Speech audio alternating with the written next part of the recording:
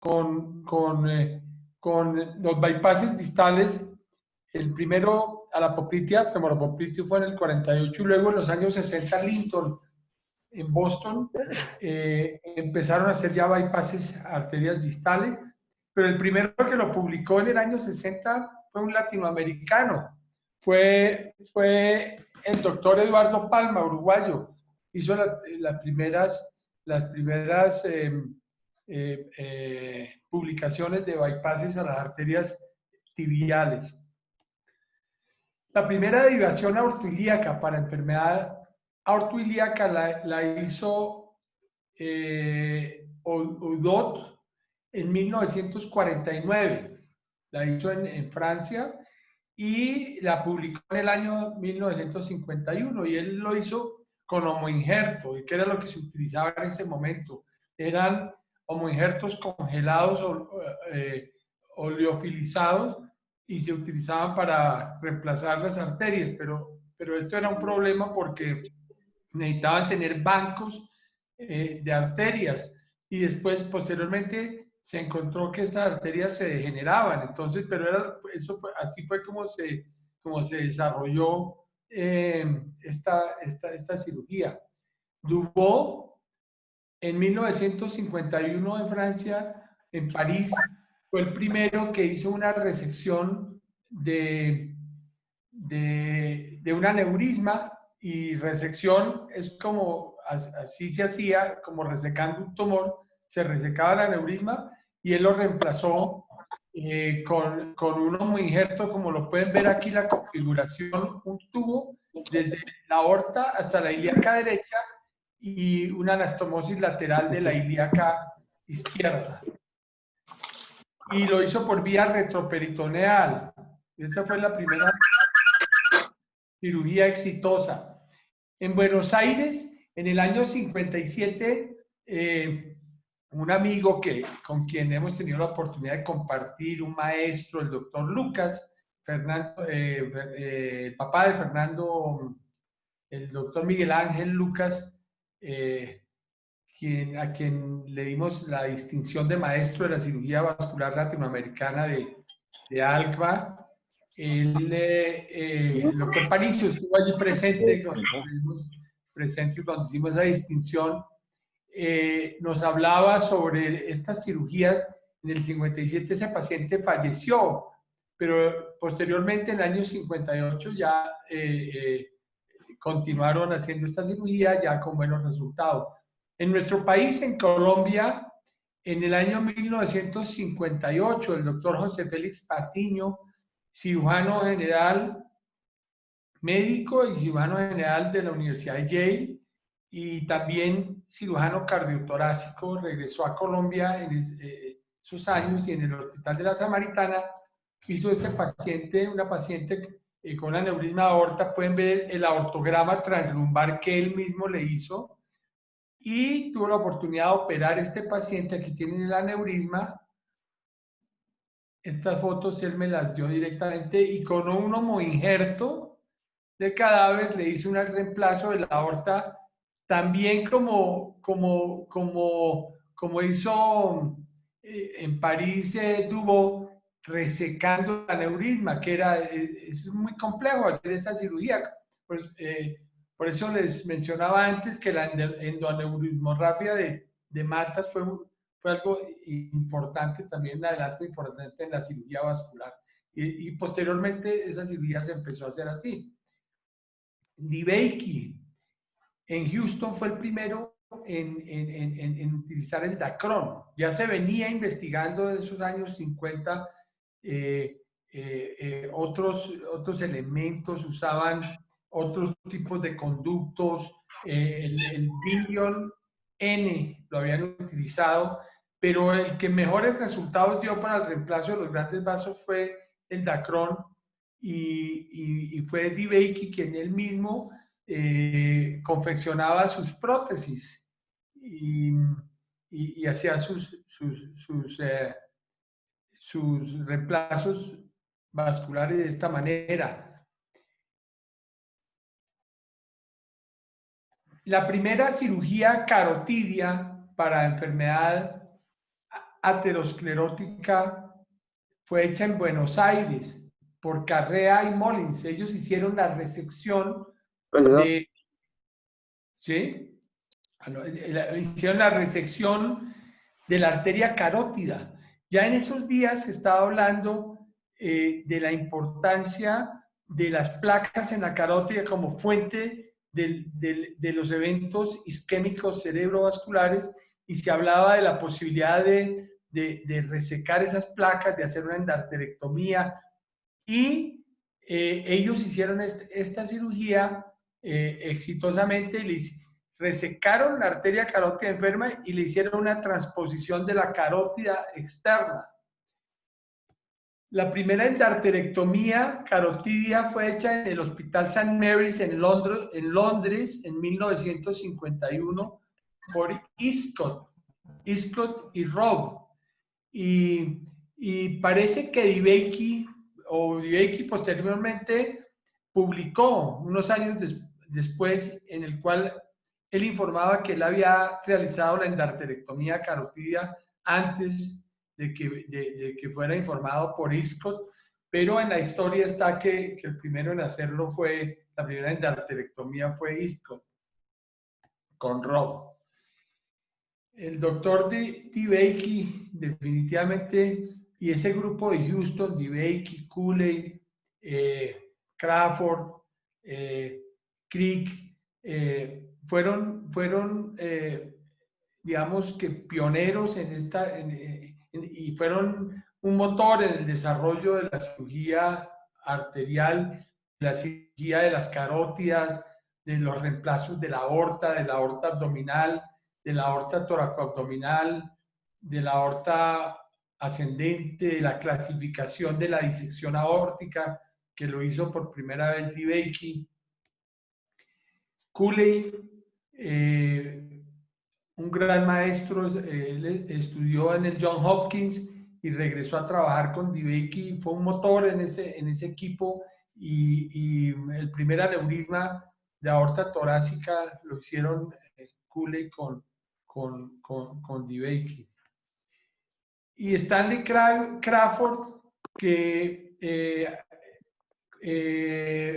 digamos que empezó a utilizar la técnica para el reemplazo del aneurisma toracoabdominal, y lo dividió en 4 grupos según la extensión, y describió la cirugía, y él la hacía básicamente clampeando y suturando, y hacía todos los reimplantes de las arterias intercostales, de las arterias viscerales, y la gran incisión toracoabdominal, mostrando unos resultados excelentes que sus discípulos Coselli y Safi han mejorado al día de hoy. Este era un toracoabdominal tipo 4, de la manera como biselaba para hacer el reemplazo en el toracoabdominal tipo 4.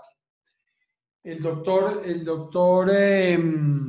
Fogarty, Thomas Fogarty, quien inventó ese catéter en los años 60, que tanto nos ha servido para tantos fines, como para hacer una tromboembolectomía, llevarlo remotamente de un lugar a distal y poder extraer los trombos, pero también puede servir en cirugía, tiene muchos usos en cirugía vascular, como ocluir, cuando no se puede pinzar la arteria, puede uno utilizar el catéter con el baloncito para ocluir.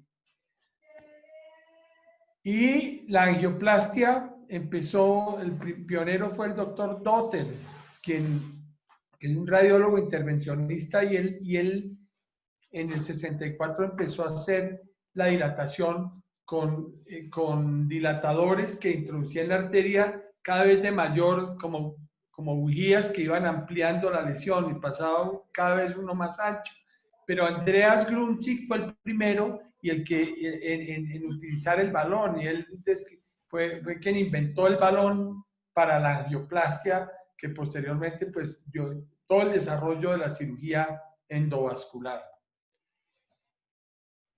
Parodi en el año 1900, ya son 30 años, en 1990 hizo los primeros aneurismas de aorta Y Parodi lo hizo él tenía la idea y Palmaz, el argentino, ya había diseñado el stent de Palmaz, que es un balón, es un stent, balón expandible, y tuvieron la idea de colocar el stent dentro de un Dacron e inflarlo.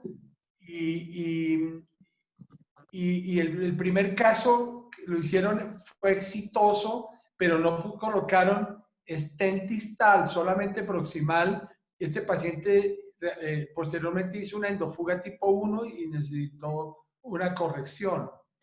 Y ustedes ven una tercera persona acá, que es Barone, Héctor Barone, es un argentino. De él, al poco crédito se le ha dado, pero él fue el que diseñó la prótesis. Él era, los Barone, su padre tenía una fábrica de prótesis de Dacron allá en Buenos Aires, y él tomó el stent de Palmaz y tomó el Dacron, que lo hacían ellos ahí en Buenos Aires, y digamos, lo colocaron dentro de esta camisa para poderlo introducir y luego liberarlo dentro de la aorta, guiados por fluoroscopia.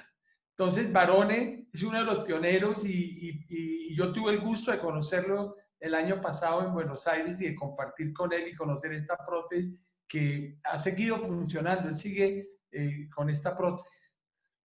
Posteriormente, la cirugía endovascular se desarrolló hacia, ya todos sabemos, el grupo de Cleveland, Roy Greenberg, el de San Francisco, Timothy Shooter, Olón, Eric Beethoven, todos, y Australia, el desarrollo que han tenido de poder reemplazar la aorta toracoabdominal, el arco aórtico. Ya se está trabajando en aorta ascendente para hacer reemplazos o stenting de la aorta en toda su extensión. Hablemos un poco también del desarrollo en diagnóstico. El primero que describió el Doppler fue Satomura, fue en Osaka, Japón, y básicamente era un aparatico con un Doppler de bolsillo que producía una onda sonora que nos permitía detectar la velocidad del flujo dentro de los vasos sanguíneos. Posteriormente se desarrolló en el MIT el pletismógrafo. Reins en los años 60 desarrolló la pletismografía, y Strandes en la Universidad de Washington fue el pionero que unió el ultrasonido con el Doppler y lo llamó inicialmente duplex scan. Al principio no era color, era solamente la ecografía y el Doppler, y posteriormente ya tuvimos el duplex scan color, pero este grupo de la Universidad de Washington fue pionero en los años 60. Los métodos que tenemos hoy como el angioTAC con la reconstrucción, la angioresonancia, vinieron posteriormente, pero fueron muy importantes, han sido todos muy importantes, métodos mínimamente invasivos, menos invasivos para el diagnóstico de las enfermedades arteriales, venosas, linfáticas. Y los equipos modernos que tenemos hoy de salas híbridas que nos permiten hacer todo tipo de tratamientos endovasculares se fueron desarrollando después del desarrollo de la angioplastia y la corrección endovascular de los aneurismas. Quisiera recordar a Eduardo Palma, ya les había dicho que él había descrito las técnicas de los bypasses distales, pero también describió la operación de Palma, que llamamos o el bypass fémoro-femoral cruzado venoso para obstrucción ilíaca de un lado. Fue el primero en utilizar esta técnica. En el Uruguay, Palma era uruguayo.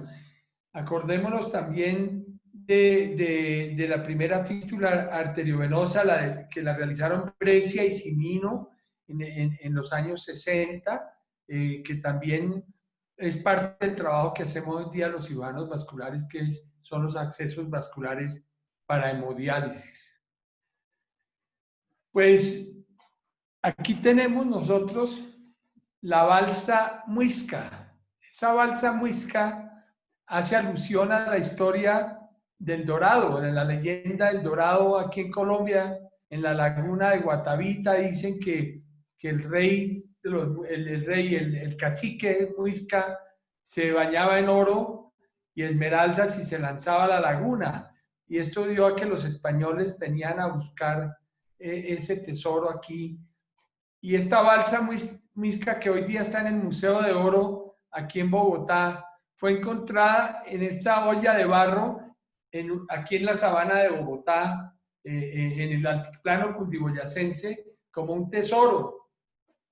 Y yo quiero, con esto, hablando de la balsa y este tesoro escondido, decirles que la cirugía vascular es un tesoro escondido para muchos médicos, estudiantes de medicina, estudiantes, residentes de cirugía o de cirugía cardiovascular.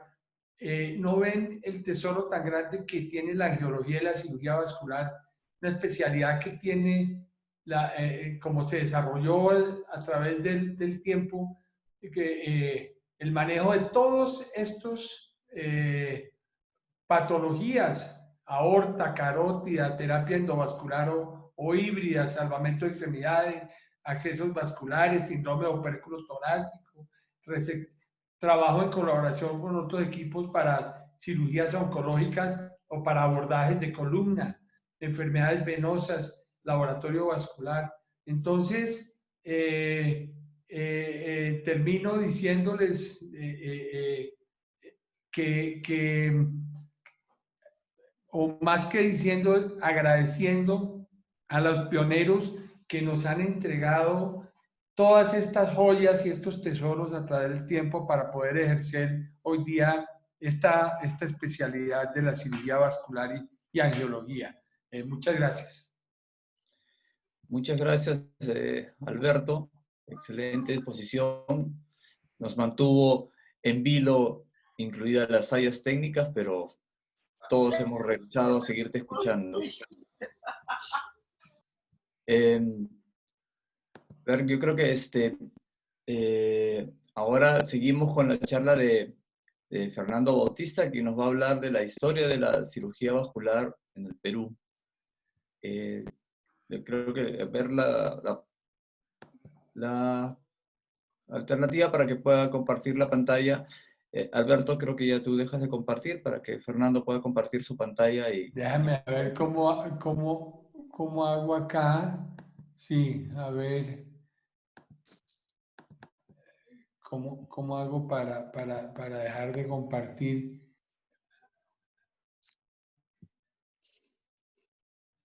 A ver. Ok, ya Ah, estamos. ya. Ajá, Sí, perfecto. ya estamos. Fernando, creo que Sí. la palabra. Se ve y se me escucha, ¿no? Sí. Ya está Ok, todo, sí. perfecto. Todo. Ok. Uy, sí, pues, a veces pues pueden ocurrir estas fallas técnicas y es lo que llaman a veces la maldad de los objetos inanimados. Pero bueno, agradecerle a Alberto Muñoz, un gran amigo que conozco hace bastantes años. Es un honor realmente para nosotros tenerlo acá invitado como ponente, inaugurando, digamos, este curso, esta serie de charlas que se van a editar hasta la primera semana de octubre. Con la promesa de que estas fallas técnicas ya no se van a volver a repetir, vamos a ver qué cosa es lo que ha pasado. Pero bueno, en fin, queda como una anécdota y bueno, espero que finalmente, digamos, esta primera presentación, digamos, también pueda ser recordada por la calidad de las exposiciones más que por esta falla, ya que lamentablemente nos va a demorar un poquito más el curso, digamos, de lo programado. Bien, realmente interesantísima la charla de Alberto y realmente digamos, el devenir, digamos, en la historia de la medicina en el mundo ha sido bastante fascinante, ¿no? O sea, digamos, ha venido, digamos, a medida que pasan los años, presentándose nuevos conocimientos, la introducción de nuevas tecnologías, eh, en, en épocas remotas, digamos, la medicina, digamos, tenía un cierto connotación mágico-religiosa. Y bueno, pues estamos ya en estos años donde, digamos, nos sorprende todo lo que se puede hacer y todo lo que se puede tratar, que antes parecía casi imposible, ahora, digamos, digamos, el cielo es el límite, ¿no? Em, y es así como, digamos, la cirugía, digamos, se puede considerar como el primer recurso terapéutico de los seres humanos, ¿no? La presencia de un cuerpo extraño dentro del organismo se consideró como, digamos, un problema de enfermedad y que debía, digamos, retirarse mediante maniobras manuales, ¿no? A diferencia de lo que serían los conceptos clínicos, la parte clínica, digamos, que era bastante simplista, la cirugía, digamos, se ajustaba más a las necesidades de los médicos. Tanto es así que es considerado, digamos, desde un principio un arte, una labor más artesanal que intelectual y más realista que, digamos, el tratamiento médico, que muchas veces, como les había comentado, se presentaba, digamos, con conceptos mágicos religiosos. Quiero empezar más o menos esta charla haciendo referencia o refiriéndome, digamos, de hace años atrás en el Perú, básicamente, cómo ha ido evolucionando también, digamos, desde lo que sería la época precolombina, antes de la llegada de la conquista española aquí a las tierras americanas, y luego, digamos, de la conquista, y en la época del virreinato, de la república, etcétera, etcétera, ¿no? Bueno, yo sé que aquí hay algunos colegas, digamos, de otros países. Y bueno, como les acabo de decir, en lo que se refiere a la historia del Perú, podemos dividir, digamos, estos dos aspectos, ¿no? Digamos, una época antes de la llegada de los españoles y una época después de la llegada de los españoles. Y en esta primera etapa, antes de la llegada de los españoles, digamos, el antiguo Perú se podía dividir en dos etapas también. Una etapa pre-inca y una etapa inca.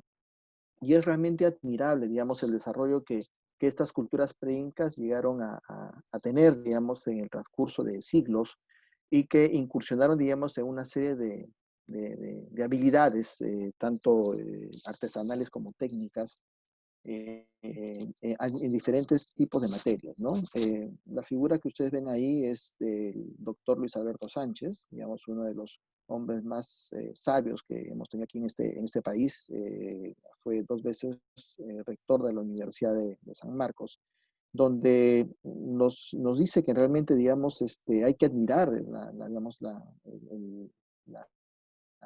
esta fase pre-inca, donde se desarrolló, digamos, una serie de actividades que, digamos, permitieron de alguna forma u otra el desarrollo del imperio incaico, ¿no? Inclusive él ha llegado a definir de la cultura peruana pre-europea es básicamente un segmento de la historia de la decadencia, digamos, de todos esos años, ¿no? Y que hay que tener mucha admiración, sobre todo, digamos, a esta etapa pre-incaica.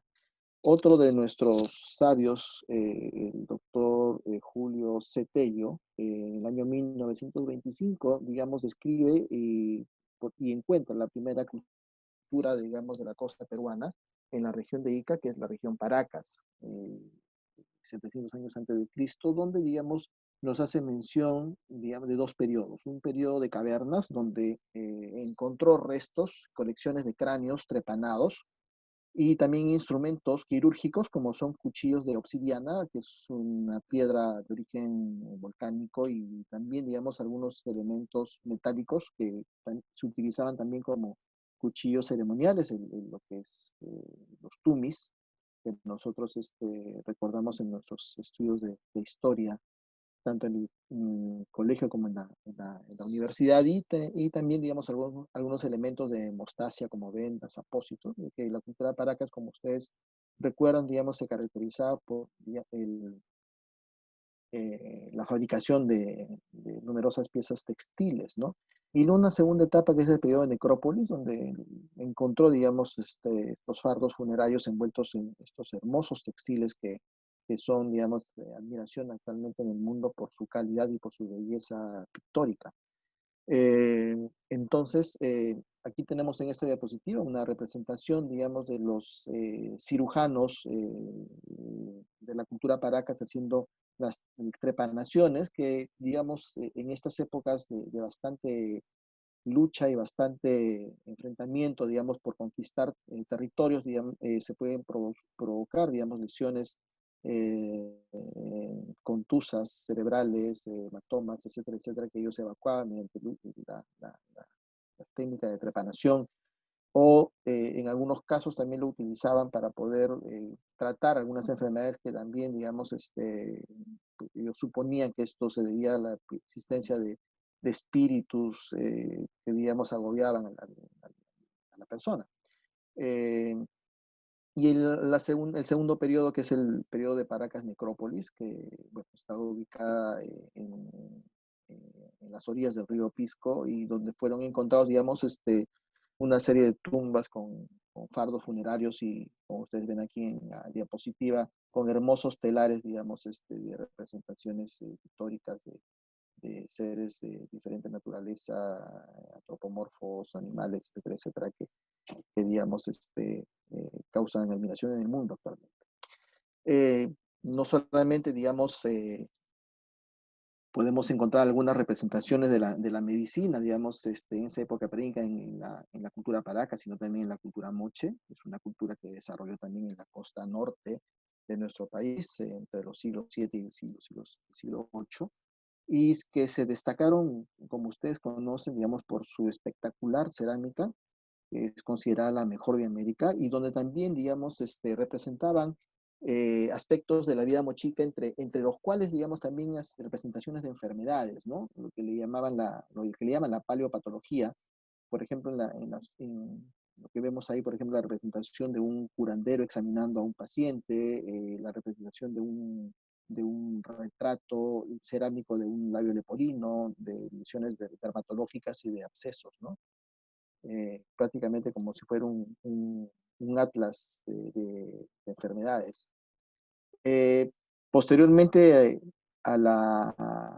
digamos, en años subsiguientes se desarrolló, digamos, ya la época del Imperio Incaico, a partir del siglo XII.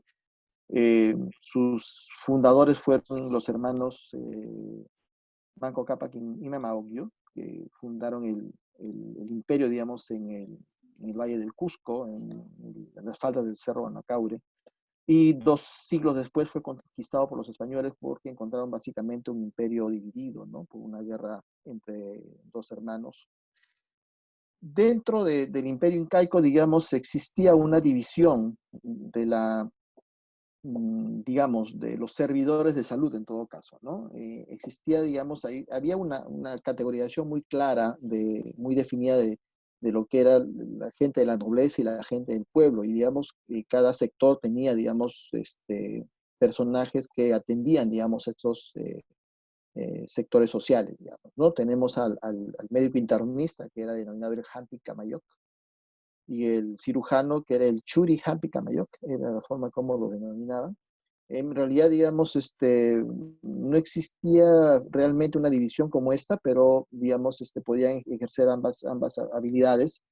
Y los médicos del pueblo, que digamos, el cirujano era denominado el CIRCAC, que era básicamente el sangrador, y había también, digamos, otras categorías de médicos, digamos, del pueblo, como los hechiceros, los que curaban mediante sacrificios y aquellos, digamos, que utilizaban granos de maíz como una especie de método diagnóstico, ¿no? Para poder ver tal o cual patología, ¿no? Al costado vemos una representación pictórica de lo que sería la fortaleza de Sacsahuamán en el Cusco, con unos médicos, en este caso es un CIRCAC que está haciendo, digamos, una trepanación craneana a un combatiente que fue herido durante una batalla, ¿no?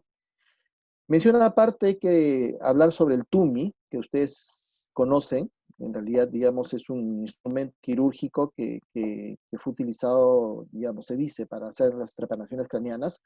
Y en esto hay un trabajo muy bonito, muy interesante, que es del doctor Esteban Roca, que fue el director también del hospital donde trabajamos actualmente, el Hospital Almenara, donde se confeccionó, digamos, un instrumento parecido al TUMI para poder realizar algún tipo de craniotomía. Sin embargo, lo que encontró de que en realidad no ayudaba mucho para hacer las trepanaciones y que se considera que solamente fue útil para poder usarlos en tejidos blandos, ¿no? Es el símbolo de la medicina peruana, el TUMI, como ustedes pueden ver en el escudo del Colegio Médico del Perú. Fue descubierto por Julio Cetello en el año 1937, el primer TUMI, que con una antigüedad de 700 a 1300 años. Se descubrió, digamos, en la zona de Lambayeque, en la zona que se denomina la Huaca La Ventana, en Batán Grande. También se le conoce como el Tumi de Ílimo o el Tumi de Lambayeque, pero sin embargo, digamos, este elemento no es exclusivo, digamos, de esta cultura que se localizaba en esta zona, sino también se han encontrado, digamos, algunos elementos que pertenecían también a la cultura chimú y posiblemente a la cultura incaica, ¿no? Era un cuchillo ceremonial que representaba, digamos, a un dios, que era el dios Nailam, que se atribuye que fue, pues, el fundador de la cultura lambayeque. Llegamos a la época del virreinato, y en la época del virreinato, pues, digamos, los conquistadores españoles no solamente nos trajeron, digamos, algunos elementos culturales digamos, introdujeron en nuestras tierras americanas, sino también nos trajeron muchas enfermedades y muchas epidemias. Es así que con su llegada, digamos, diezmaron también a la población nativa, casi la arrasaron, y también había pues otro tipo de enfermedades que afectaban a los mismos conquistadores, aparte de las disputas territoriales y emancipadoras que también provocaban, digamos, heridos. Se vio entonces la necesidad de tener, digamos, centros de atención médica y en una situación, digamos, de poco orden, y que, digamos, la corona española tenía que regularla de alguna forma. 100 años antes de la conquista española, digamos, fue creado en este reino español lo que se llama los protomedicatos, que tenían la finalidad, digamos, de regular la práctica de la medicina y también, digamos, de regular la enseñanza, ¿no? Entre sus funciones era, como dice la diapositiva, formar médicos, otorgar títulos, digamos, tenía casi una función como de un colegio médico, habilitaba médicos, también tenía una función de control de medicamentos, verificar la efectividad y, digamos, sancionar cuando existía alguna evidencia de práctica de la medicina sin autorización correspondiente. En Lima, se creó, digamos, el Protomedicato General de Lima por el rey Felipe II en el año 1568. Y el primer protomédico que fue nombrado por el rey Felipe II fue el doctor Antonio Sánchez de Renedo, que era un médico español, que fue el médico de cabecera del virrey Francisco de Toledo. Y el primer protomédico peruano, en realidad en esa época las personas que tenían padres españoles y que nacían en el Perú eran llamados los criollos, digamos, en este caso, criollo, el doctor Francisco Bermejo y Roldán, fue el primer protomédico peruano, ¿no? Y entre los protomédicos ilustres que, digamos, se mencionan en los libros de historia, pues a nuestros conocidos como el doctor Hipólito Unanue y el doctor Cayetano Heredia, ¿no? Que fue el último protomédico del Perú. Dentro del virreinato existía una serie de categorías de profesiones médicas, ¿no? Teníamos entonces también, como ocurrió en la época incaica, digamos, los profesionales médicos tenían, digamos, categorías, dependiendo, digamos, a qué sector de la población atendían, ¿no? Teníamos, por ejemplo, a los físicos o doctores en medicina, que eran, digamos, españoles o, digamos, que venían de allá de la península, o los criollos que eran hijos de padre y madre española. Y luego venían, digamos, el otro grupo, ¿no? El grupo de lo que se llaman los cirujanos latinos, que, digamos, eran médicos que, digamos, tenían cierta habilidad para poder ejercer, digamos, esta profesión, esta categoría de médico, de cirujano. Hoy tenían estudios universitarios, pero solamente llegaban a un grado de bachiller. Pueden acceder mestizos, digamos, de preferencia afrodescendientes, ¿no? Y tenían que acreditar, digamos, su práctica quirúrgica al lado de un cirujano, de un doctor, ¿no? En medicina o doctor en cirugía, ¿no? Tenemos otro grupo que son los cirujanos romanticistas, que en realidad, digamos, eran personajes que no se les exigían estudios universitarios, es solamente prácticas, digamos, al lado de un cirujano, y en realidad, digamos, ellos también tenían que dar un examen, digamos, de aceptación, que, digamos, al no tener estudios universitarios y no dominar, por ejemplo, el latín, podían darle esto en su idioma nativo, ¿no? En castellano. Tenemos también otro grupo que eran los llamados barberos o flebotomistas, que tenían una categoría pues inferior, digamos, eran los encargados de hacer las sangrías, tenían o cumplían funciones de enfermería también, curación de heridas, no tenían estudios universitarios, eran empíricos y tampoco tenían que acreditar, digamos, prácticas de alguna forma más ordenada. Y uno de los barberos más ilustres, digamos, en esta época de virreinato era un sacerdote llamado Fray Martín de Porres, que posiblemente subió a la categoría de santo, ¿no? Y tenemos además los farmacéuticos y las comadronas. Los hospitales en el virreinato, digamos, llegaban existen desde 1533, fueron, digamos, ¿qué pasó acá? ¿Hay un problema en la pantalla? Hola. Sí, doctor, hay unos garabatos. Sí, no sé qué cosa ¿Dónde está la pasó. pantalla? Ya, bueno, vamos a pasarlo esto. Bueno, los hospitales se dividieron en hospitales mayores y menores. Hospitales mayores, algunos, digamos, eran básicamente dirigidos a ciertos grupos específicos, como por ejemplo el Hospital de Santa Ana la gente nativa, el Hospital San Andrés, que era exclusivamente para personajes españoles, igual que el Hospital de Santa María de Caridad para personajes, para las damas.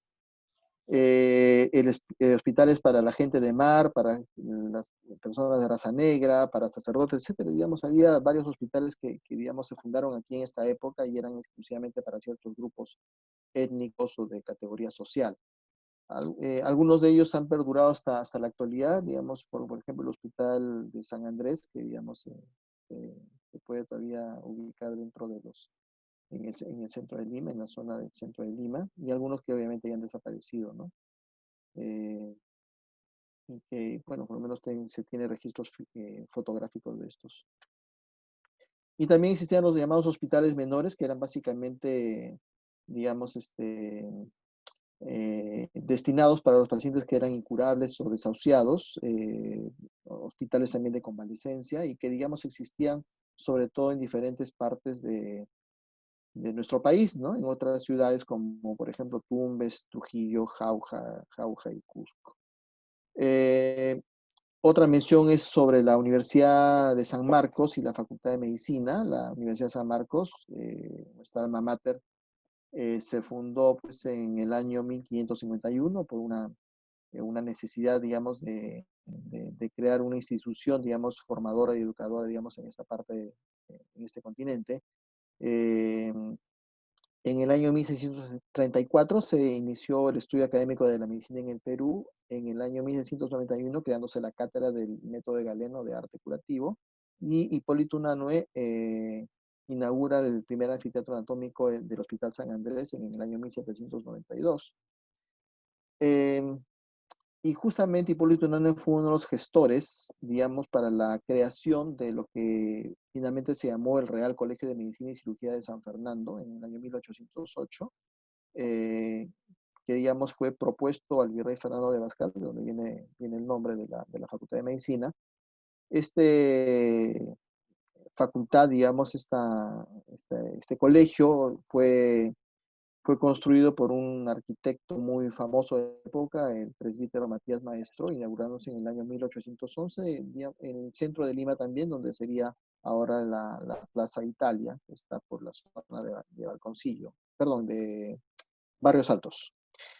En el año 56, Ramón Castilla inició la reforma de la institución pública y digamos, constituyó lo que sería ahora la Facultad de Medicina de la Universidad Nacional Mayor de San Marcos, siendo su primer decano el doctor Cayetano Heredia y ejerciendo esa función hasta el año 1860, donde fue reemplazado por el doctor Evaristo de los Ríos.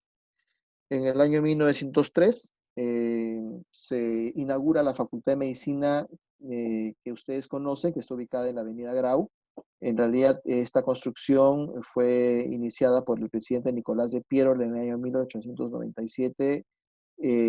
Lamentablemente, digamos, luego de la guerra que tuvimos con Chile, el país del sur, y por la invasión, lamentablemente quedó dañada su estructura luego de la invasión. Fue inaugurada por el presidente Eduardo de Romaña en la fecha que les había indicado. Ustedes ven ahí, digamos, la parte externa de la actual Facultad de Medicina y, digamos, el patio central de la misma, ¿no? Esta imagen, digamos, es la primera revista médica que existió en nuestro país desde el año 1856.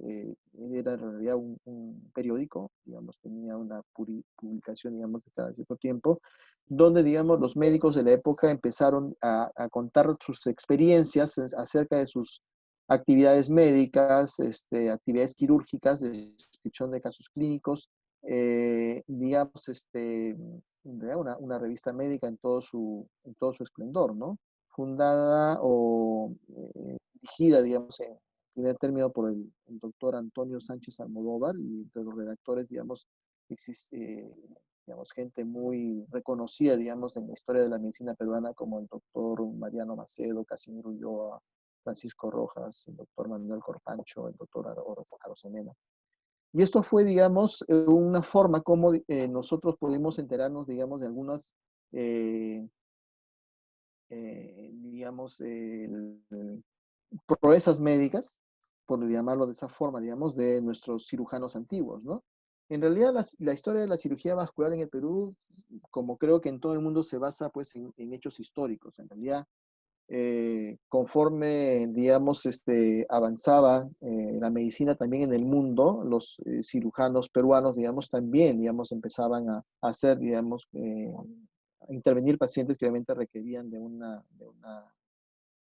procedimiento para salvarle la vida o para mejorar por lo menos una lesión. Se tiene, digamos, conocimiento que digamos, en el año 1792, a fines de ese siglo, digamos, la primera descripción de un procedimiento vascular de cirujanos españoles, donde el paciente fue un capellán del batallón Inmemorial que, digamos, tenía pues un aneurisma del labio inferior, supongo que habrá sido pues una especie de malformación, donde procedieron a hacer una ligadura y resección, digamos, de esta lesión.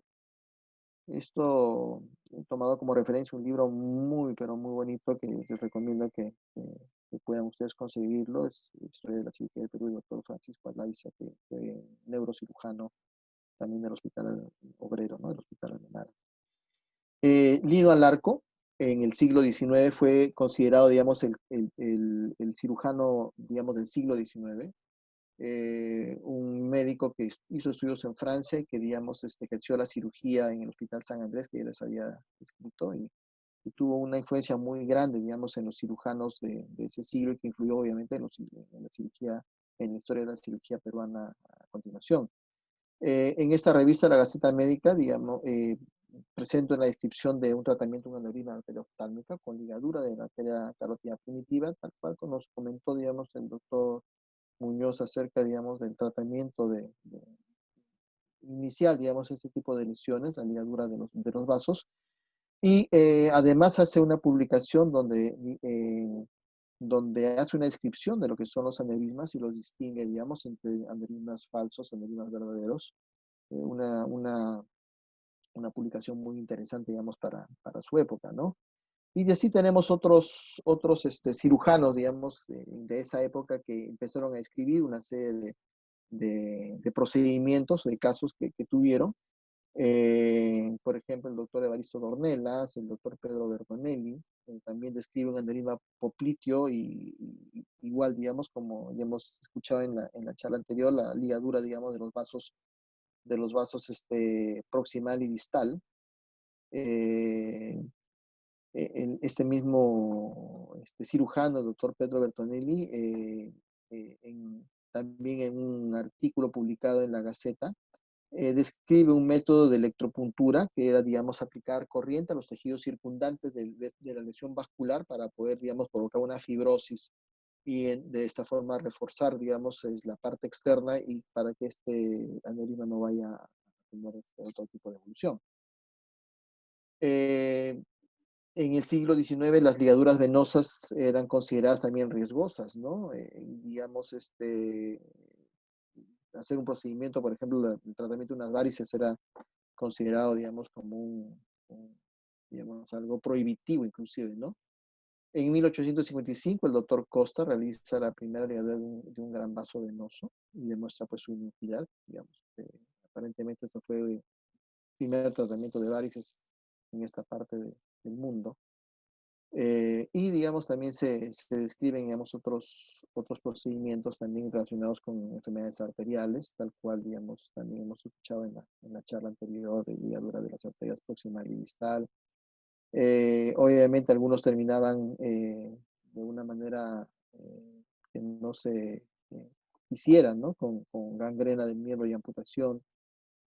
Eh, en realidad, digamos, se fue avanzando, digamos, en el campo quirúrgico de lesiones vasculares, tratando, digamos, de por lo menos salvar la vida del paciente ante la existencia de una lesión como estas, ¿no? Así, digamos, ya llegamos al siglo XX, donde también hay descripciones también de ligaduras, de arterias para extraer, digamos, un tumor. El doctor Sánchez Aizcorbe, el doctor De Negri, que fue el primer director del Hospital Loaiza, también, digamos, tuvo alguna participación en lo que son técnicas de ligadura venosa y tratamiento de lesiones traumáticas, por ejemplo, también, digamos, eso está publicado en la Gaceta, el tratamiento de un pseudoneurisma con ligadura de la arteria subclavia. Llegamos también ya prácticamente casi a mitad del siglo XX, uno de los cirujanos también muy reconocidos en nuestro medio, uno de los pioneros de la cirugía vascular en nuestro país, el doctor Carlos Forno, juntamente con el doctor Caroso, digamos, fueron uno de sus principales impulsores, y existe pues una publicación en la revista Angiología de una revisión de 315 casos para el tratamiento de una simpatectomía lumbar. Digamos, publicaciones, digamos, de esa época digamos, que envidiaríamos no hacerlo, digamos, con la frecuencia que decían anteriormente, ¿no? La Sociedad Peruana de Angiología fue fundada más o menos a principios de los años 70 por personajes de la cirugía en general y vascular de esa época, como doctores Luis del Águila, Carlos Forno y Carlos Caroso. Sin embargo, va a desaparecer en el tiempo y siendo reemplazada por la Sociedad Peruana de Cirugía Torácica y Cardiovascular. En esa época, el desarrollo de la flebología estaba principalmente, digamos, asumida por los cirujanos generales, y muchos años después es nuevamente refundada la Sociedad de Angiología Peruana de Angiología y Cirugía Vascular. Sin embargo, es una sociedad, digamos, que fue fundada por no solamente cirujanos vasculares, sino por una serie de especialistas que digamos, atendían ese tipo de enfermedades, ¿no? Ya, digamos, en esta tercera parte voy a hacer mención de algunos hechos también históricos dentro del desarrollo de lo que es la cirugía vascular ya en la segunda mitad del siglo pasado, ¿no? El 10 de febrero del año 1941 se inaugura en Lima lo que se denomina el Hospital Mixto y Policlínico de Lima, que posteriormente fue denominado el Hospital Obrero, de lo que sería la Caja Nacional del Seguro Social, que también es el Hospital Guillermo Almenara, donde se fundó algunos años después el Servicio de Cirugía Torácica y Cardiovascular, que fue jefaturado por el doctor Carlos Pesquiera, el homónimo de lo que es el Instituto Nacional del Corazón, junto con una serie de cirujanos cardiovasculares de formación en el extranjero, ¿no? Uno de los primeros casos de tratamiento de aorta que se realizó en el Hospital Obrero, que es el Hospital Menara donde trabajamos actualmente, fue casos de coartación de aorta. Y este mismo grupo, en el año 58, en un paciente que estuvo hospitalizado en el Instituto Nacional de Enfermedades Neoplásicas y fueron convocados para tratar aparentemente un quiste diatídico pulmonar. Cuando abrieron el paciente se dieron con la sorpresa de que era un aneurisma sacular de la aorta torácica. Lo que hicieron fue cerrar el paciente y planificar el tratamiento quirúrgico. Y lo que planificaron era pues el reemplazo de la aorta, utilizando pues un homo injerto y utilizando también, digamos, hipotermia. Al abrir el paciente, al hacer la toracotomía nuevamente, lo que hicieron básicamente es resecar el aneurisma y reparar la aorta, ¿no? En realidad no tengo referencia de cuál fue la evolución del paciente, pero digamos, este es el dato que tenemos acerca de este paciente que fue operado en este año, ¿no? Es, digamos, uno de los primeros aneurismas de aorta que fueron operados aquí en nuestro país. Y posteriormente, digamos, con el devenir de los años fueron apareciendo una serie de cirujanos que también de formación en el extranjero, como los doctores Mazuelos y nuestro recordado doctor Primo Pacheco, ¿no? Que también empezaron a realizar cirugías vasculares de mayor complejidad y trasplantes renales. Esta es la figura del doctor Carlos Pesquiera, que se considera el fundador de la cirugía torácica y cardiovascular en el Perú, chinchano de nacimiento, estudios de medicina en Lyon, en Francia, y en los Estados Unidos, y luego de regreso al Perú se incorpora, digamos, al, al Hospital Obrero como cirujano general, y posteriormente sale a hacer la especialidad a los Estados Unidos, a la Universidad de Michigan. Otros cirujanos que también participaron de esta etapa, pero que no estaban en el servicio del doctor Pesquiera, fueron los doctores Fernando Benavides y el doctor Flores Arauz, que también empezaron a trabajar en técnicas de revascularización de extremidades inferiores y tratamiento de varices. El doctor Bertilo Malpartida, que sí es un cirujano cardiovascular que trabajó, digamos, en el servicio del hospital del doctor Pesquiera, fue el que realiza el primer exitoso reimplante de extremidad inferior, y también, digamos, es el primero que realiza en el Hospital de Menara un bypass aortorenal con vena safenautóloga, y también el tratamiento de problemas del tronco supraórticos, en este caso la primera cirugía de enfermedad de Takayasu con una derivación aortocarotidia. Estas son las imágenes de ese primer reimplante de miembro inferior que fue realizado en el Hospital Obrero en el año 1968. El paciente evolucionó de forma favorable. Digamos, realmente marcó un hecho muy importante en nuestra historia quirúrgica. Tenemos, digamos, el otro hospital grande de nuestro país, que es el Hospital del Empleado, que fue construido en el año 1962 y fue, digamos, también se inauguró con él el servicio de cirugía torácica y cardiovascular, que fue inicialmente integrado por un grupo de cirujanos que trabajaban en el Hospital Obrero y que, digamos, llegaron, digamos, al Hospital Almenara, encabezados por el doctor Marino Molina, que había sido no solamente médico asistente del Hospital Obrero, sino también ha hecho prácticamente casi su carrera allá, había sido interno del Hospital Obrero. También estaba el Hospital Carlos Alcántara, y junto con él fueron los pioneros de trasplante cardíaco en el país. Bueno, anteriormente este servicio funcionaba, digamos, en un pabellón de cirugía general, y luego digamos, se instala en el piso 11 que actualmente todavía ocupa.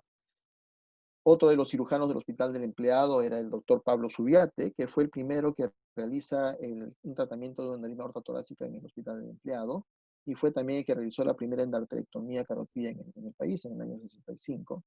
Y también hacer mención, digamos, al doctor Jorge Achata, muy recordado y muy estimado por todos nosotros, que fue quien tuvo la jefatura por varios años en el Hospital del Empleado, donde, digamos, no solamente desarrolló las técnicas quirúrgicas convencionales, sino también introdujo lo que son las técnicas endovasculares en el tratamiento de las enfermedades, digamos, vasculares en este hospital, ¿no? Quiero mencionar, aparte, el trabajo del doctor Marino Molina, un médico peruano, limeño, que estudió digamos, en la Facultad de Medicina de la Universidad Nacional Mayor de San Marcos, que hizo su internado en el Hospital Obrero y trabajó junto con el doctor Carlos Pesquiera. Hizo estudios de especialización en cirugía cardíaca en Europa y regresó a laborar al Perú, primero en el Obrero y luego, digamos, como jefe del Hospital del Empleado, ¿no?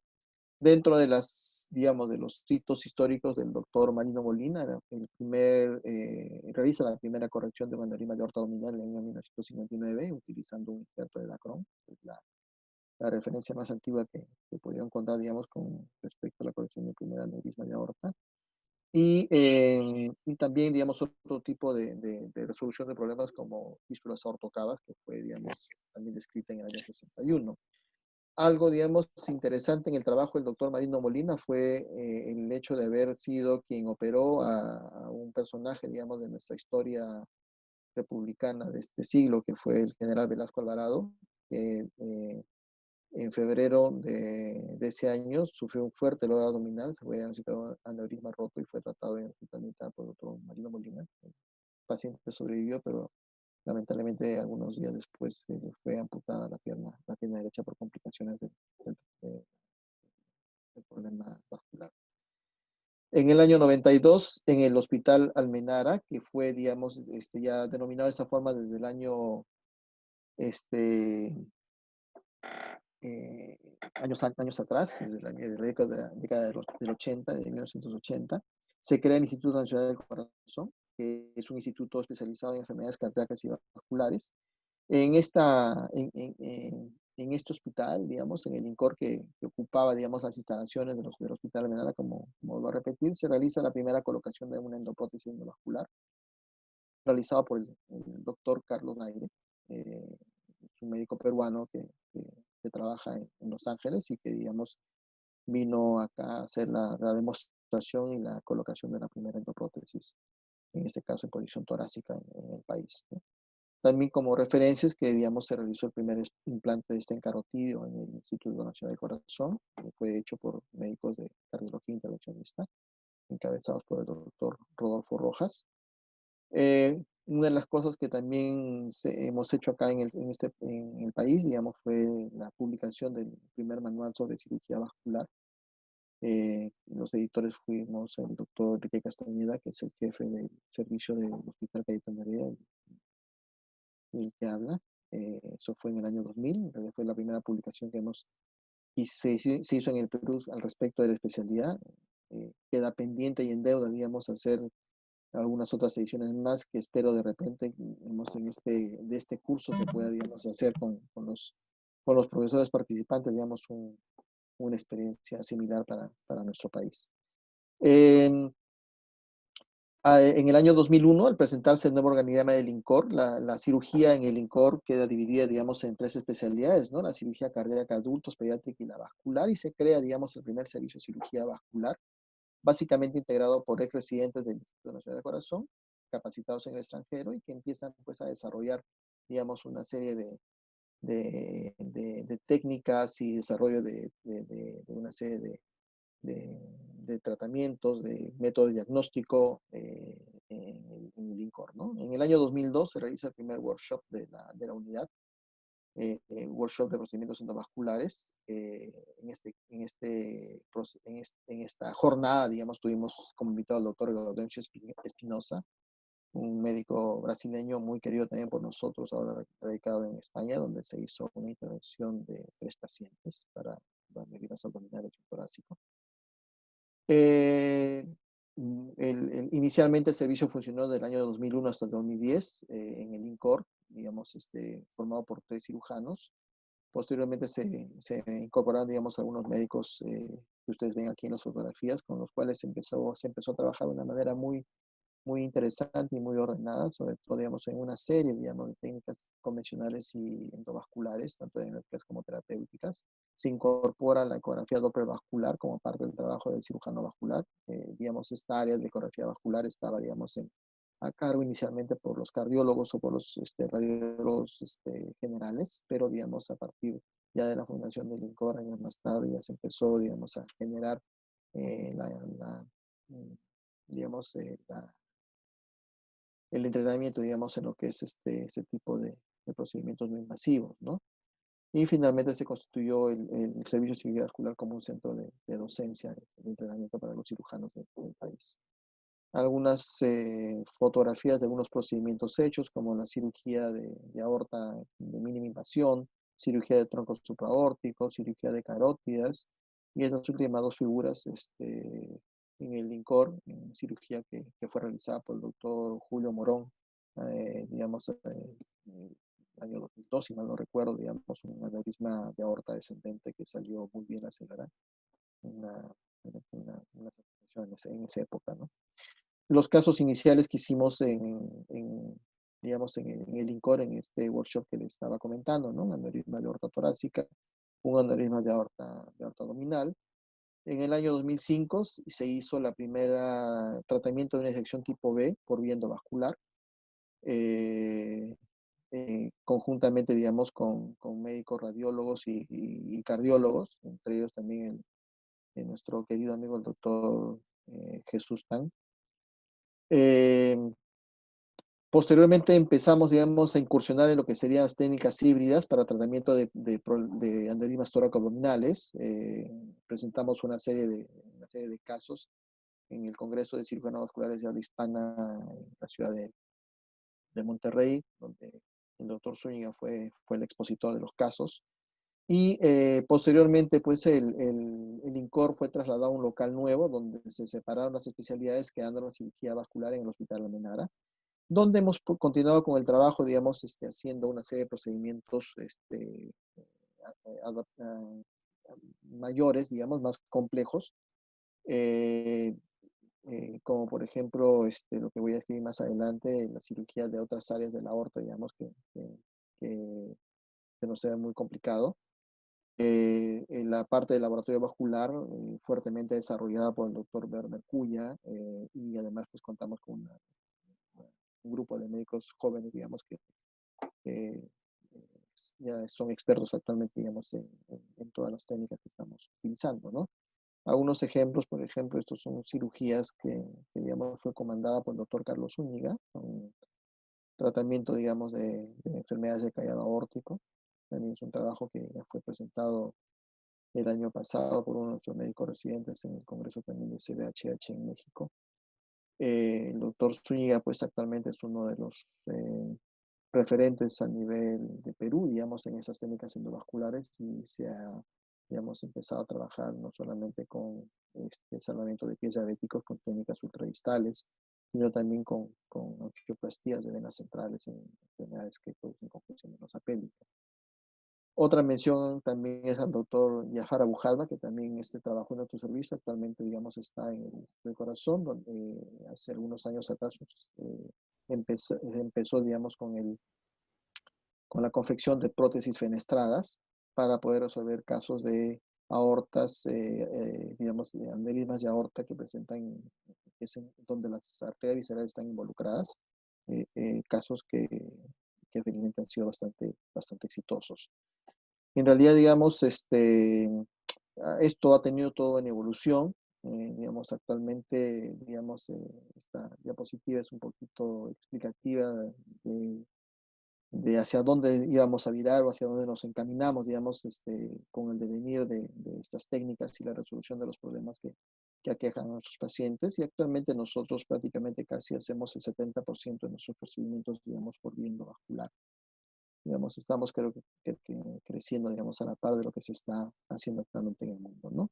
Quiero mencionar, digamos, ya para terminar ya la exposición, algunos médicos que también han participado de estas actividades, como el doctor Oscar Taller de la Angloamericana, el doctor Aste, el doctor Napoleón Delgado en la Clínica Delgado, con trabajos muy interesantes sobre lo que es aorta ascendente y caído aórtico por vía endovascular.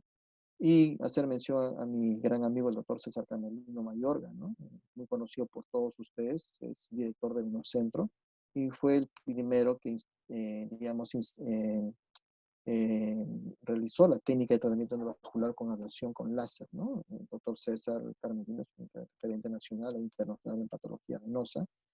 Aquí uno de sus primeros casos, unas fotos que fueron gentilmente cedidas por él para esta exposición, y nuestro recordado equipo de láser que muchos de nosotros hemos utilizado también en nuestras intervenciones particulares, que César, digamos, tuvo la gentileza de, de- de prestarnos, ¿no? En algunos casos, y también estar presente con nosotros mientras aprendíamos pues, las técnicas de ablación con láser, ¿no?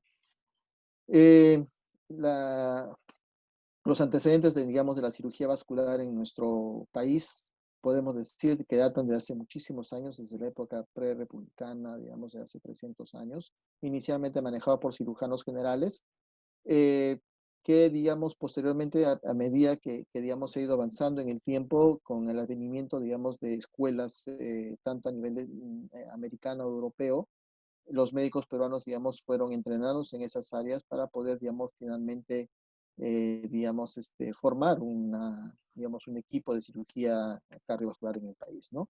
Actualmente hemos desarrollado, digamos, nuevas técnicas operatorias, se ha seguido, digamos, con el desarrollo de las técnicas a nivel mundial. Eh, un paso importante, digamos, en esta organización del sistema de salud fue la creación del Instituto Nacional del Corazón, donde se inicia la cirugía vascular prácticamente diferenciada de la cirugía cardíaca y torácica en la seguridad social. Sin embargo, digamos, siempre falta, digamos, la existencia de algunos baches en el camino que pueden, digamos, detener un poco el desarrollo. Pues, sin embargo, nosotros seguimos, digamos, en el proceso. Vamos con la ayuda no solamente digamos, de los médicos que actualmente ejercen la especialidad en el país, sino también de los médicos residentes que están en formación, que, digamos, se han visto atraídos por esta especialidad que es relativamente nueva en nuestro país y que, a pesar de que las dificultades existen, digamos, están motivados, ¿no? Así que, digamos, este curso se viene repitiendo por varios años y, digamos, más o menos estamos por la misma asistencia, ¿no? Hay muchas cosas por desarrollar. Ojalá que tengamos más adelante apoyo de las autoridades sanitarias. Es nuestra situación expectante actualmente. Estamos, digamos, trabajando en la creación de unidades vasculares en varios hospitales del país para formar un campo clínico adecuado y poder dar la instrucción adecuada, digamos, para los médicos que están interesados en la especialidad. Y actualmente, pues, estamos en una fase de reorganización de la Sociedad Peruana de Angiología y Cirugía Vascular. Ahora es la Asociación Peruana de Angiología, Cirugía Vascular y Endovascular, ¿no? Y dentro de sus múltiples funciones que quiere, digamos, establecer es la certificación de los procedimientos que se hacen y evitar, obviamente, el intrusismo. ¿Cuál es el futuro de la cirugía vascular? El futuro está en sus manos, estimados colegas médicos residentes. Creo que se ha avanzado bastante, digamos, en este campo, pero no lo suficiente. Yo creo que, digamos, de aquí para adelante el trabajo es para todos ustedes. Muchísimas gracias. Gracias, Fernando, por esta exposición. Creo que nos ha dado una mirada muy amplia de cómo han sido los hitos en el desarrollo de esta especialidad en nuestro país. Y bueno, quisiera de repente hacer unas preguntas. Si alguien le quisiera hacer, lo puede hacer por intermedio del chat, pero quisiera aprovechar la presencia de Alberto y preguntarle, él que ha vivido este cambio en su país, en Colombia, este cambio de pasar de una especialidad un poco grande a una especialidad como es la cirugía vascular. ¿Cómo fue esa experiencia y en todo caso, cómo es la evaluación global de haber hecho ese cambio en el país? Bueno, gracias por la pregunta, Carlos. Digamos que en Colombia la cirugía vascular nació de la cirugía general y de la cirugía cardíaca, cirugía cardiovascular y del tórax. Los primeros hacia los finales de los años 50, empezaron a llegar cirujanos cardíacos entrenados fuera del país. Dentro de eso, el doctor Patiño, que les comenté que hizo el primer aneurisma, el doctor Alberto Villegas y otros cirujanos cardíacos empezaban a formar los primeros grupos de cirugía cardíaca. Y simultáneamente había cirujanos generales interesados en la patología vascular. Algunos de ellos cirujanos generales que se dedicaron más a las venas, pero algo de arterias. Entonces, por mucho tiempo, los cirujanos generales que se dedicaban a vascular principalmente hacían venas y las arterias eran realizadas principalmente por los cirujanos cardíacos. Y algunos cirujanos generales eran arteriales y no hacían venas. Hacia el año 88-90 yo me entrené aquí en Bogotá en cirugía cardiovascular y del tórax, en el programa del Hospital Militar. Y en el servicio se hacía toda la patología, se hacía cirugía cardíaca, torácica de pulmón, vascular periférico y trasplante. Hacíamos todo en el servicio. Sin embargo, el doctor Abraham Lecter, que era miembro del servicio de cirugía cardiovascular, tenía una inclinación muy grande por la cirugía vascular. Él se había entrenado con DeBakey y estaba dedicado principalmente a patología arterial y venosa, no hacía ya corazón. Y él abrió en el año 91, yo terminé residencia en el 90 y en el 91 él ya abrió el servicio aparte de cirugía vascular y angiología independiente de cirugía cardiovascular. Y al principio, digamos que como que el servicio de cirugía cardíaca no lo aceptaba muy bien, pero con el tiempo la cirugía vascular ya no era solamente operar un aneurisma o operar unas varices o hacer un bypass, sino la cirugía vascular empezó a incluir también el diagnóstico vascular no invasivo, el laboratorio vascular, y empezó también a hacer, nació la cirugía endovascular. Entonces, ya el servicio de cirugía cardíaca, que estaba más unido a la cardiología, básicamente lo que hacía era la cirugía cardíaca, y también nació la cirugía de tórax como especialidad independiente para hacer la cirugía de pulmón y toda la patología, las bulas, la tráquea, la cirugía mínimamente invasiva, la toracoscópica y todo esto. Entonces, digamos que se fueron como dividiendo. Entonces, de cirujanos como el caso mío, que fui cirujano cardíaco, vascular, pulmonar, todo esto, ya después de un tiempo nos fuimos dedicando a una sola área.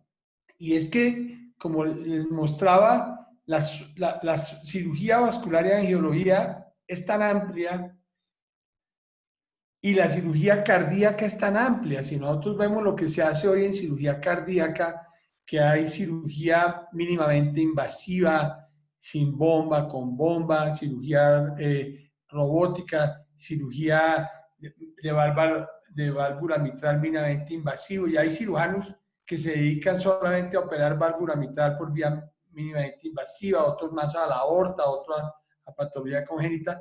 La misma cirugía cardíaca ya se volvió una especialidad muy amplia. Entonces, como nosotros lo vemos, o como yo lo veo, digámoslo, es que para poder desarrollar una especialidad al máximo, se hace necesaria la subespecialidad. Entonces, nosotros, la tendencia nuestra es a que sea una especialidad que hace arterias, venas y linfáticos, con toda su gama de métodos no invasivos, endovasculares, abierto, híbrido. Y digamos que, como yo lo estoy viendo, es que la angiología y cirugía vascular es una especialidad como la cardiología, que es la madre de todo. Pero después hay unos que se dedican más a las venas, otros se dedican más a la cirugía abierta, otro al endovascular, otros se dedican más al diagnóstico no invasivo, o habrá algunos que les gusta hacer todo.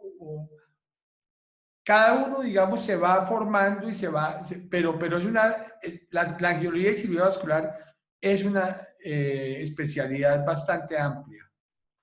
Ujú.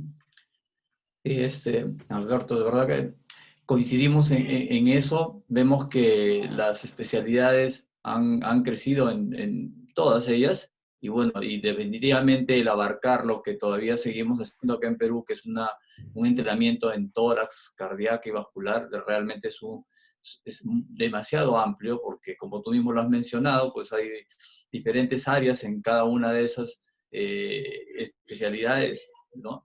Y eso nos permite hacer pues una especialidad que puede entrenar y bien más. Y como tú mismo también lo has mencionado, puede hasta subespecializarse, por de alguna manera decirlo, ¿no?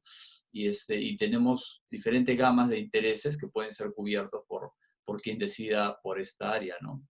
Eh, Después de más o menos la presentación que nos has dado de todo lo que ha sido la cirugía vascular en Perú, eh, ¿cuál es la perspectiva? ¿Cuáles son, de repente, ampliar un poquito más lo que mencionaste en la última diapositiva que decía el futuro? ¿Cuál es la proyección con la cirugía vascular en Perú? Bueno, he estado escuchando atentamente lo que Alberto nos ha mencionado, esta reflexión, y realmente, digamos, esperemos nosotros que podamos evolucionar tal cual, digamos, Colombia pudo evolucionar, ¿no? En el sentido, digamos, de que por fin lograr, digamos, la división de las especialidades aquí en nuestro país para que, digamos, podamos desarrollarlas, ¿no? Y como dice Alberto, las tres especialidades, tanto tórax como cardíaca y vascular, digamos, tienen todo un mundo, es un mundo, digamos, que puede ser que existan, digamos, algunos puntos en común, pero, digamos, cada uno tiene derecho a desarrollarse de una manera independiente. Y creo que, digamos, la especialización es una solución importante, y eso es a lo que nosotros apuntamos, ¿no?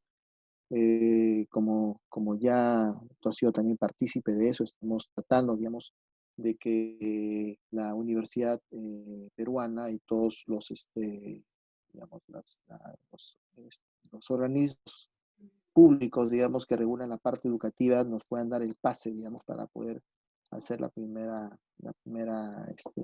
especialidad escolarizada en el país. Es un proyecto que ya lo tenemos por lo menos casi unos 10 años, en realidad. Ha habido muchas idas y marchas. Y uno de los puntos más importantes es el hecho del tema del campo clínico. Y es que, digamos, después de haber tenido un campo clínico más o menos desarrollado cuando estábamos en el INCOR, retrocedimos casi 50 años, digamos, cuando nos dejaron nuevamente en el hospital Almenara integrados, digamos, en un servicio de cirugía cardiovascular. Ahora nuevamente hemos retomado el camino, ya estamos haciendo las gestiones con respecto a la división de las especialidades, pero todavía falta más. Y eso, digamos, es también creo que el trabajo de las nuevas generaciones que, digamos, vemos que con mucho interés empiezan ya a inmiscuirse, digamos, de estos temas, empiezan, digamos, a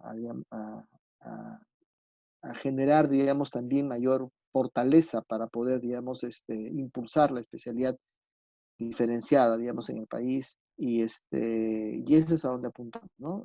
Digamos, el desarrollo tecnológico de técnicas operatorias, digamos, se está haciendo a diferentes niveles, pero creo que podríamos avanzar bastante más, digamos, si empezamos a hacer un poco más de espíritu corporativo para poder, digamos, ya exigir a las autoridades que, digamos, se cree ya la especialidad en forma oficial. Y esto también es un trabajo de la asociación, ¿no? Por eso que, digamos, es muy importante que ahora que la asociación, digamos, está integrada por cirujanos cardiovasculares que, digamos, estamos dedicados a la cirugía vascular, va a permitir un mayor apoyo, digamos, por parte de los especialistas para poder hacer, digamos, todas estas gestiones. Antes era complicado, ¿no? Porque, digamos, era, pues, como mencioné, un crisol de especialidades y, digamos, no tenía una uniformidad en cuanto a los profesionales que integraban. A eso creo que apuntamos y estas promociones que se están formando, digamos, creo que van a ayudar bastante para poder concretar ese sueño. Sí, bueno, de verdad ambas charlas muy, muy interesantes, muy informativas, muy educativas de hacernos ver qué es lo que tenemos, cómo ha sido la historia y cómo hemos desarrollado esta especialidad. La idea es a decirle a los médicos residentes que están acá en este curso que de repente algo como lo mencionó Alberto y que es de repente el temor, por llamarlo de alguna manera, es la palabra que encuentro, temor de perder algún área al dedicarse a una sola, pues realmente no tomarlo de esa manera, sino al contrario, al dedicarse a una sola es abrir todo el mundo y un mundo a este bagaje de oportunidades y de temas que involucran una área que nuevamente, repito, tan amplia como es la angiología y la cirugía vascular. Entonces, invitarlos nuevamente que no tengan el temor de decidir si es que se ven atraídos por esta área y dedicarse a ella de lleno y dentro de ella encontrar cuál es su nicho, cuál es su gusto, con el cual se puedan sentir realizados, que al final de cuentas eso es lo que nos lleva a trabajar en una forma continua, en desarrollo y llevadera completamente. Le agradezco a Alberto su participación, realmente muy, muy agradecido y seguir en contacto, seguir siempre, vamos a requerir y a solicitar de su participación para que nos ilustre con todo su conocimiento y su historia. Y bueno, invitarlos a los chicos a que sigan y que continúen con este curso. Con este curso que va a ser, como ya lo dijo Fernando, hasta octubre, todos los jueves, y que va a ir variando de temas y va a estar bien nutrido y van a haber ponentes de todos lados, dándonos los aportes como hoy Alberto nos ha ilustrado. No sé, Alberto, si tienes algunas palabras para finalizar esta primera sesión del curso. Carlos, mil gracias pues felicitarlos. Es una labor excelente. La verdad, admiro esta labor, este curso que han organizado para llevar el conocimiento en cirugía vascular a los residentes de la Universidad San Marcos, del posgrado. Y pues ánimo a seguir adelante. Yo sé que en estos años los he aprendido a conocer a ustedes y sé que están luchando por sacar la especialidad adelante y han logrado mucho y van a seguir hasta lograr posicionar esta especialidad que en todo el mundo es, digamos, que es ya una especialidad independiente.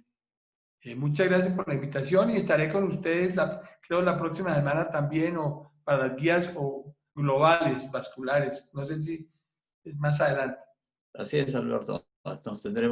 Te tendremos de nuevo acá con nosotros y muchas gracias por acceder a aportar a este curso que hemos organizado.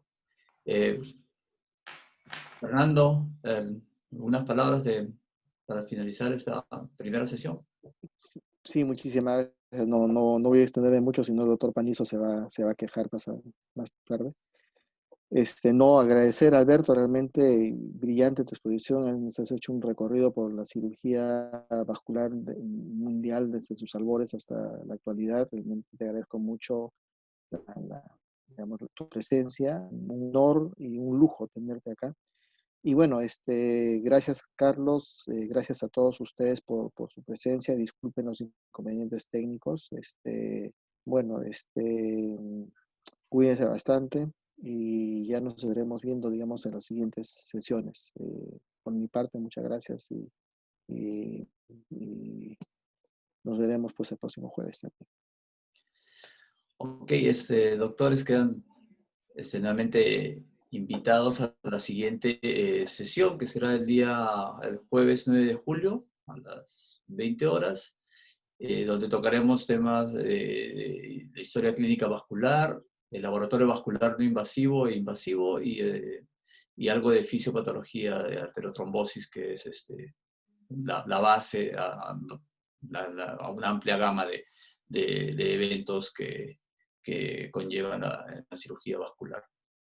Entonces, sin más que decir, gracias por su asistencia y esperamos verlos nuevamente y conectarlos nuevamente la próxima semana. Gracias. Hasta luego. Chao, Alberto, gusto verte. Chao, Alberto.